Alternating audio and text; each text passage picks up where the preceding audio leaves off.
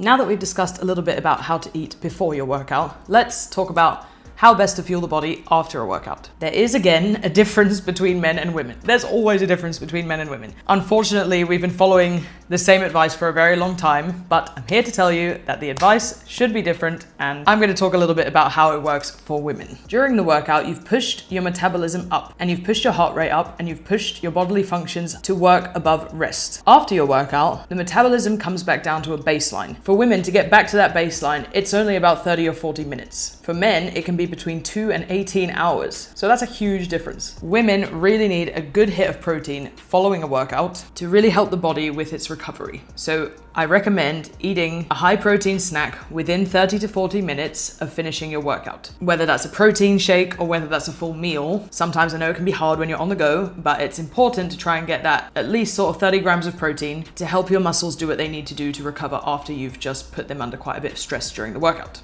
For women, ingesting 35 grams of protein within 45 minutes of finishing your workout can help tip the muscles into protein synthesis and start building that lean muscle mass that we try to achieve during a workout. For men, it can be quite different. Men only need 20 grams of protein to achieve that protein synthesis, and they can ingest it as long as 2 or even 4 hours after their workout to still achieve that protein synthesis that they want. Carbohydrates are less important after a workout than before, depending on what phase of the month you're in. If you're in your luteal phase, I would recommend carbs before and after the workout. The majority of the time, it's more important to get more carbohydrate before you start your workout and maybe a bit less protein, and then after the workout, more protein, maybe a little bit less carb. I tend to fuel my body pretty much heavily on the carbs and the protein, both before and after the workouts, especially as I do quite a lot of workout all the time.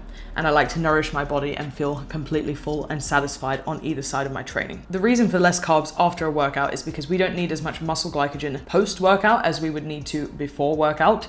For men, it's much easier for them to tap into their muscle glycogen stores, whereas for women, replenishing that muscle glycogen before the workout is essential, and after, it's likely that you can let your body do its thing and tap into the stores a little bit more. In conclusion, nourishing your body properly before and after your exercise is essential to getting the best results that you want from your training. Nutrition around exercise can be quite a complex topic, so please leave a comment or let me know if you have any questions about what I've spoken about in these videos, and I would love to go into more detail for you.